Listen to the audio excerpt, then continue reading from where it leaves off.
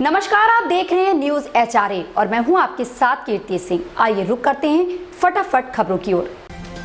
प्रधानमंत्री नरेंद्र मोदी के जन्मदिन पर शुक्रवार को हुए रिकॉर्ड टीकाकरण में कर्नाटक, बिहार, यूपी और मध्य प्रदेश का लगभग आधा योगदान रहा है। सबसे ज्यादा 29.38 लाख लोगों से ज्यादा टीके बिहार में लगाए गए।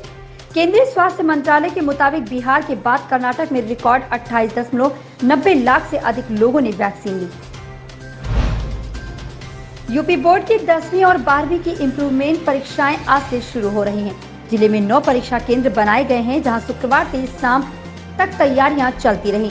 कहीं डेस्क स्लिप लगाए जा रहे थे तो कहीं बारिश की वजह से निदेशालय में बने कंट्रोल रूम से कटे केंद्रों की गड़बड़ियां दूर की जा रही थी। उत्तर प्रदेश माध्यमिक शिक्षा परिषद UPMSP द्वारा 18 सितंबर से कक्षा 10वीं और कक्षा 12वीं की सुधार परीक्षा 2 पालियों में आयोजित की जा रही है। पहली पाली सुबह 8 बजे से 10:15 तक और दूसरी पाली दोपहर 2 बजे से शाम 4:15 तक होगी। यानी परीक्षा की अवधि 2 घंटे की होगी।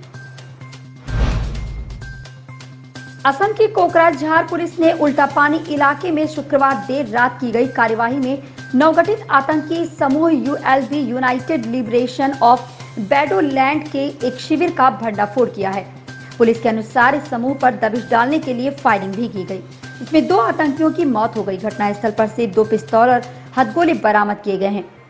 असम पुलिस के विशेष DGP एलेंडो GP सिंह ने इसकी जानकारी दी है। सीमा पार से हो रहे ड्रोन हमलों को अब करारा जवाब मिलेगा। इन हमलों को नेस्तनाबूद करने की जिम्मेदारी जम्मू कश्मीर लाइट इन्फेंट्री की होगी। शनिवार को इस इन्फेंट्री में 460 नए जवानों को शामिल किया गया है। इन जवानों को इस तरीके से प्रशिक्षण दिया गया है जिससे वे हमलों के नए तरीकों का करारा जवाब दे सकें। गुजरात में नए मंत्रिमंडल के गठन से भाजपा ने सिर्फ स्थानीय समीकरणों को ठीक करने का काम नहीं किया है, बल्कि इसके जरिए यूपी व भाजपा शासित अन्य राज्यों के पार्टी नेताओं को समझाने के साथ बड़ा और कड़ा संदेश देने की कोशिश की है। असंतुष्टों को नसीहत भी दी है कि भाजपा में किसी को कभी भी किसी भूमिका के लिए मौका मिल सकता है, लेकिन उसके लिए संयम रखना होगा। B.Ed प्रवेश परीक्षा 2020 से 2022 में ऑनलाइन प्रवेश काउंसलिंग में जिन अभ्यर्थियों का कॉलेज आवंटन नहीं हो सका या 2 बार उनका शुल्क कट गया है, उन अभ्यर्थियों को शुल्क उनके द्वारा दिए गए बैंक खाते में स्थानांतरित कर दिया गया है। प्रधानमंत्री नरेंद्र मोदी 18 सितंबर को विभिन्न मंत्रालयों और विभागों के सचिवों के साथ समीक्षा बैठक करेंगे। पिछले दिनों केंद्रीय मंत्रिपरिषद के सदस्यों के साथ हुए चिंतन शिविर के बाद प्रधानमंत्री ने ये समीक्षा बैठक बुलाई है। सूत्रों से मिली जानकारी के मुताबिक 18 सितंबर को सचिवों के साथ होने वाली बैठक शाम में होगी। हालांकि बैठक किन मुद्दों पर बुलाई गई है, इस पर अभी तक कोई विस्तृत जानकारी नहीं मिली है। लेकिन कोरोना महामारी की वजह से जीवन यापन में आए बदलाव और चुनौतियों से निपटने के लिए प्रधानमंत्री मोदी मंत्रियों और अधिकारियों के साथ बैठक कर रहे हैं। अर्थव्यवस्था में तेजी लाने और कोरोना की तीसरी लहर की आशंका के मद्देनजर तैयारियों का जायजा लिया जाएगा।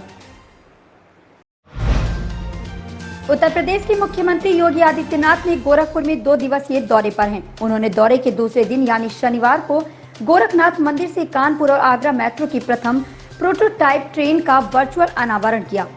इस दौरान CM योगी ने कहा कि देश की सबसे बड़ी आबादी वाले राज्य उत्तर प्रदेश के 4 शहरों लखनऊ, गाजियाबाद, नोएडा और ग्रेटर नोएडा में मेट्रो रेल का सफल संचालन किया जा रहा है। रुकाई रूट एयरोस्पेस और स्पेस टेक्नोलॉजी स्टार्टअप अंतरिक्ष विभाग DOS के साथ करार दिया है। इस समझौते के तहत स्टार्टअप कंपनी विभिन्न इसरो भारतीय अंतरिक्ष अनुसंधान संगठन केंद्रों पर कई परीक्षण और एक्सेस सुविधाएं हासिल कर सकती हैं। इसरो और स्टार्टअप कंपनी के बीच हुए समझौते के तहत अंतरिक्ष अनुसंधान संगठन ने कंपनी को 3D printed semi cryo engine और अन्य प्रणालियों के परीक्षण और योग्यता के लिए विभिन्न इसरो केंद्रों के इस्तेमाल करने की भी अनुमति दी है, जहां कंपनी को कई परीक्षण और एक्सेस सुविधाएं मिलने की संभावना है। ऐसी ही खबरों से जुड़े रहने के लिए देखते रहें न्यूज HRA।